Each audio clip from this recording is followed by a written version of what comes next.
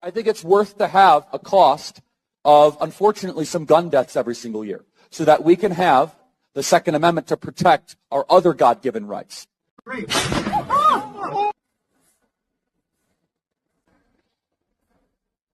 Mama always said, watch what you wish for, because you just might get it, cake-ass knuckle.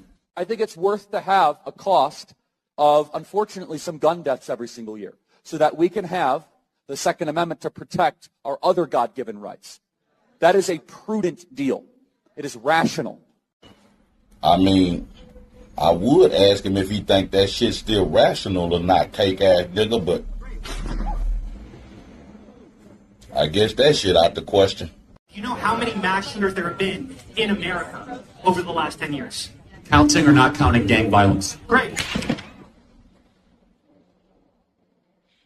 Famous last words like a motherfucker right there, cake-ass nigga.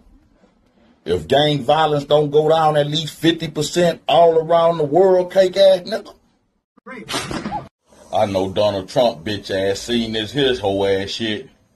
Cake-ass nigga start rubbing his ear like a motherfucker. All y'all debating for? All y'all debating for? Get some goddamn money. Now I see why Charleston cake ass ran off of that campus like that the other day. Cake. Who this is? They say this who did it. Nigga, they went and grabbed a janitor like a motherfucker. Who this is? They say this who did it.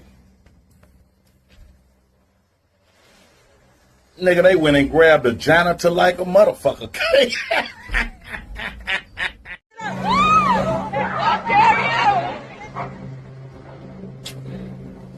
Look like they went and grabbed school off the shitter, cake ass. You heard that whole ass lawman when he said he shot him. Nigga, school was in the hallway mopping up with some earphones on, them old joints too. Jamming a tape of Bob Marley singing I Shot the Sheriff, cake ass. Oh, so now Trump and all these governors demanding that the flag be flown at half staff for this cake ass nigga. All the black people murdered in this motherfucker. Y'all ain't never made that executive decision for a black ass nigga.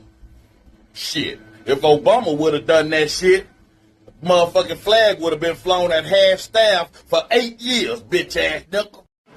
Oh, why you gotta make this about race? I think this is a prime example of the devil's chickens coming back home to roost. That the chickens that he sent out, the violence that he's perpetrated in other countries, here and abroad, I think this same violence has come back to claim one of their own. Now, being an old farm boy myself, chickens coming home to roost never made me sad. In fact, it's only made me glad. Cake ass nigga. I made a video talking about how I'm a little more than pleased that Charlie Kirk is no longer with us. And somebody who I guess is following me on Instagram said, I expected better from you. Why are you making fun of death? I don't know why they would ever say something like that. It's silly. But outside of that, I'm pretty sure there are going to be many more people like that coming to my page, telling me that they're disappointed in me for making light of somebody who died. And I just want to let you know, the person that I'm talking about, Charlie Kirk, has spent the majority of his career calling George Floyd, somebody who was notoriously murdered on camera, a scumbag. So before you tell me anything about how I need to respect the dead, suck my first. Somebody also said that I need to take in mind that God will be judging us. The person who really needs to be worried about God judging them is the person who's about to meet him. That's Charlie Kirk, the one who just got shot in the neck. What do y'all expect? Everybody, a lot of people are going to be saying Happy Juneteenth. It should not be a federal holiday, and I'm on my way to work. Have a good day. Charlie Kirk has no problem putting his true beliefs about anyone who isn't a white, rabid conservative like him on full display. We're gonna remove my appendix and you're a black lesbian. See a black pilot, you wonder, you say, I hope they are qualified. If I see a black pilot, I'm gonna be like, boy, I hope he's qualified. I'm dealing with somebody in customer service who's a moronic black woman I wonder, is she there because of her excellence, or is she there because of affirmative action? Thomas Sowell and Justice Clarence Thomas are far better black role models to celebrate than Martin Luther King. Period. End of story. This guy is not worthy of a national holiday. He is not worthy of godlike status. In fact, I think it's really harmful. You do not have the brain processing power to otherwise be taken really seriously. You had to go steal a white person's slot to go be taken somewhat seriously. Play cut 52. I'm going to trust the Lord. I know what we're saying is true. I was disappointed because I said, listen, guys, you could hate what I'm doing. You could criticize it. I live like a capitalist every single day, Cenk. I live as a capitalist, okay? I live what I believe. No. What do I do? That political violence is wrong and that we should work everything within our power to end gun violence in this country. None of us were interested in litigating his life until his supporters and our House Republican colleagues decided to say he was akin to Martin Luther King, who this man loathed.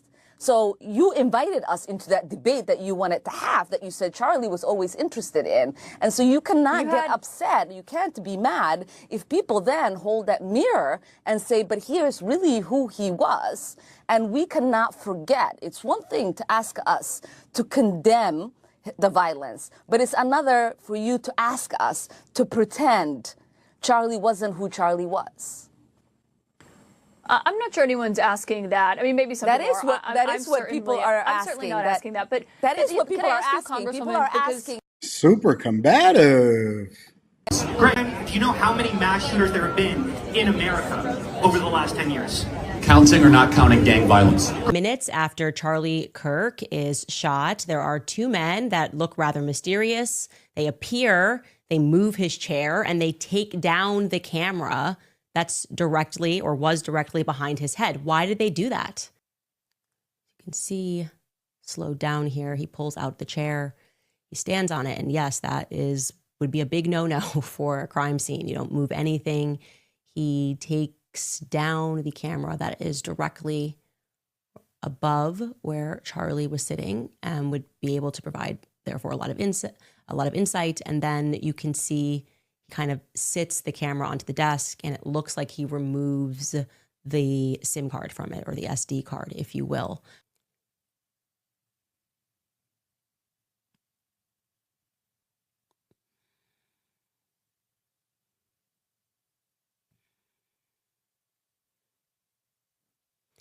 So I'm going when I saw this footage, who is that?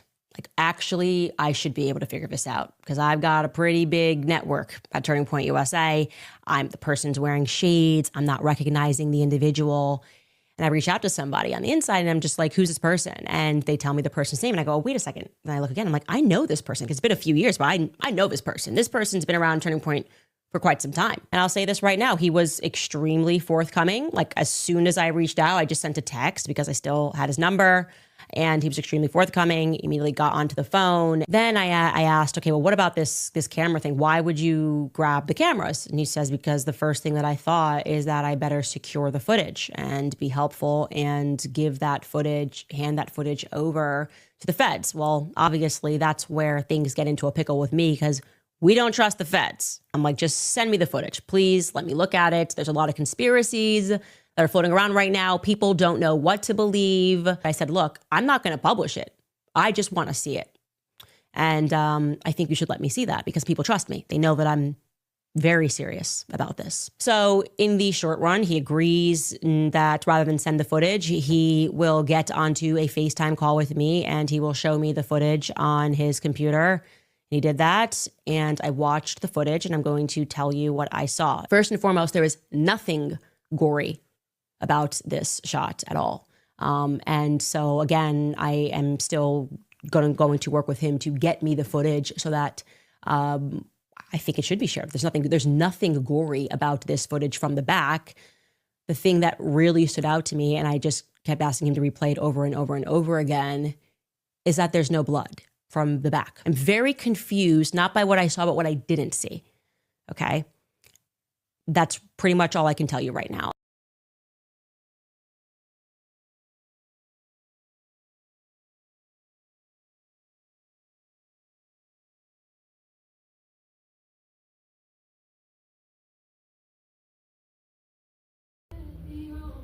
Peace, peace, peace to all my gods and goddesses and all righteous families of the earth.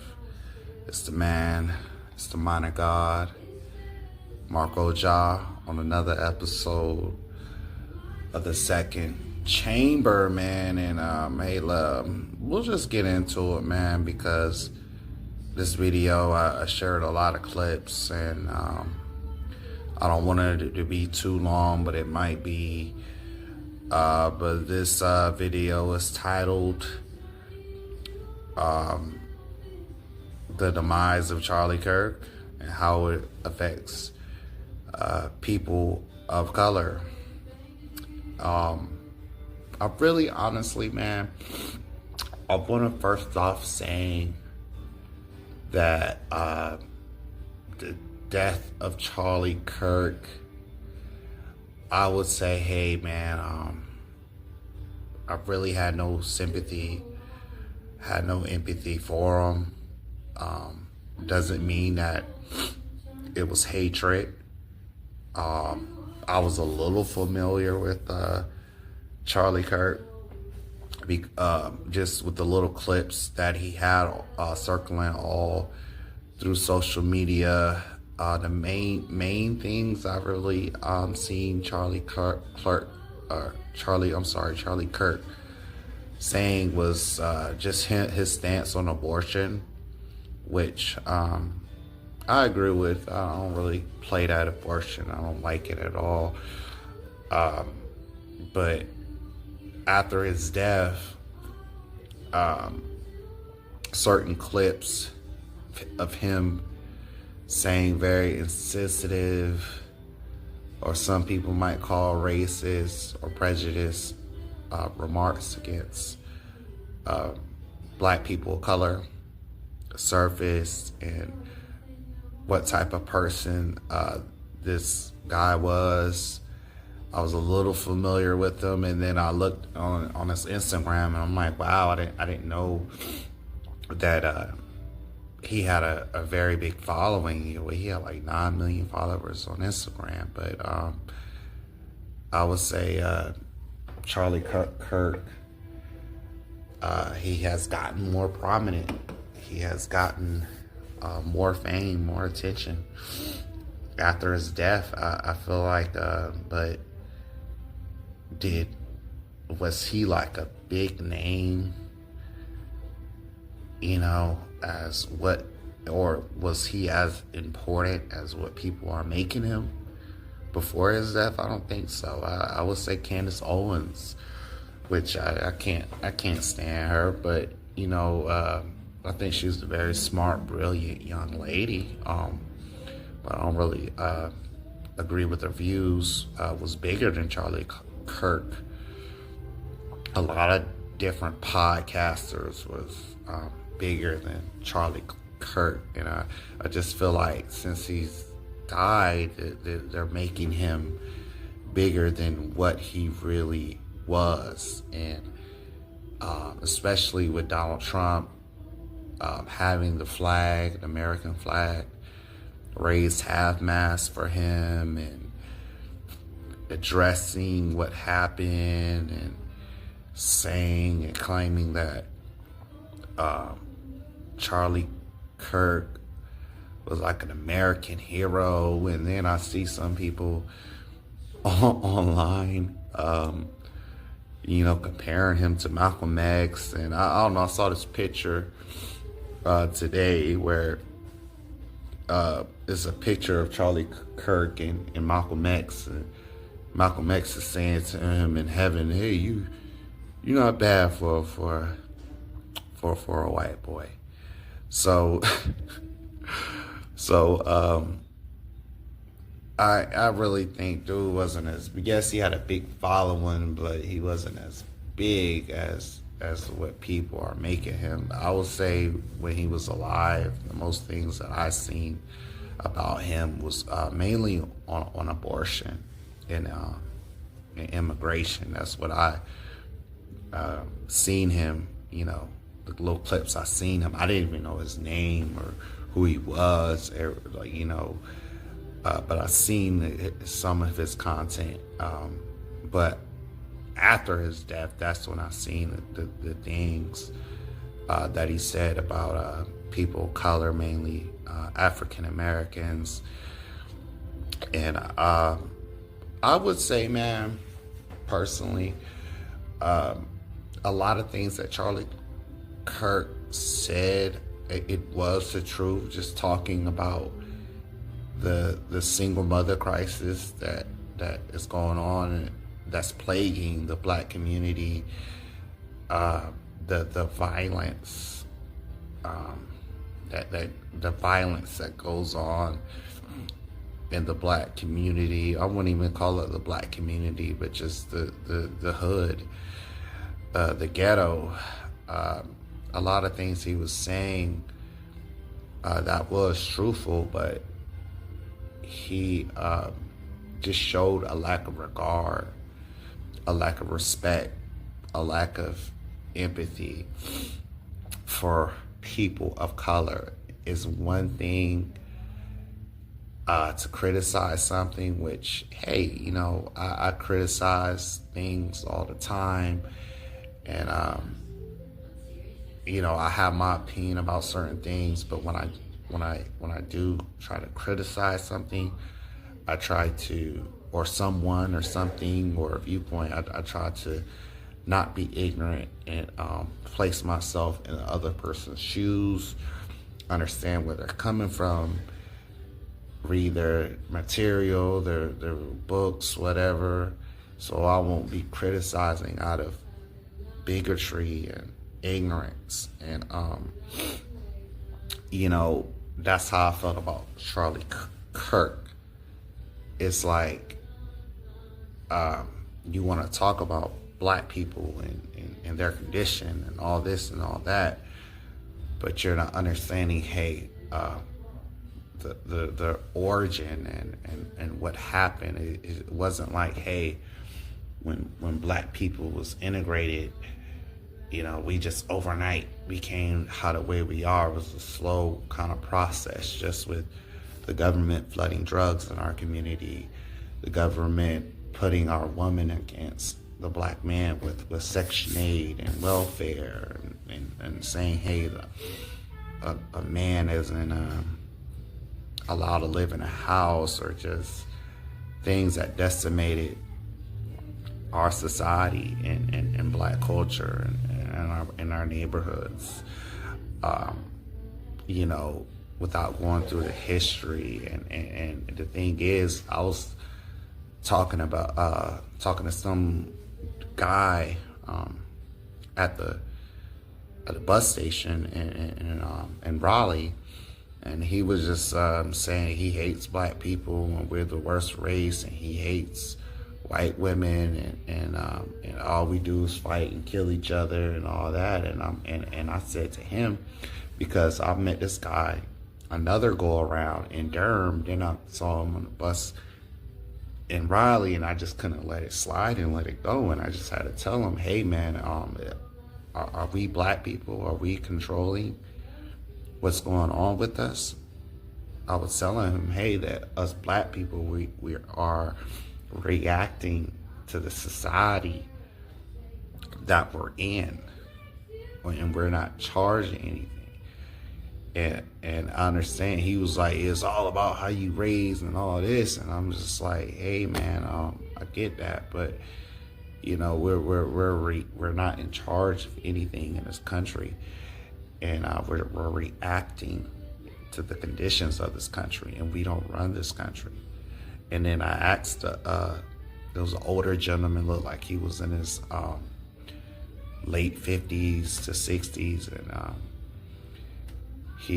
I just asked him, I'm like, hey, on a global scale, like, who's doing the most killing, the white man or the black man? And he said, the black man. And I'm like, that's when I just decided not to debate or talk to him. And he just said something and said, yo, you stupid, and you stupid at what you saying, and walked off. He was pretty real rude type of guy. And but I want to say, man, do I think Charlie Kirk was a